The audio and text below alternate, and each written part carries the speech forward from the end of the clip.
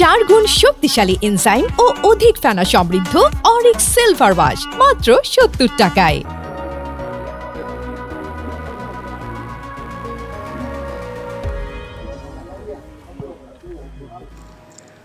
লোকজন জানাইছিল যেখানে একটা ককটেল বিস্ফোরণ হয়েছে, পরে এসে দেখলাম যে একজন ইনজুর। পরে জিজ্ঞাসাবাদে জানা যায় যে সে অসৎ উদ্দেশ্যে এখানে আসছিল একজনের বাড়িতে, ওইলো ডাকাত।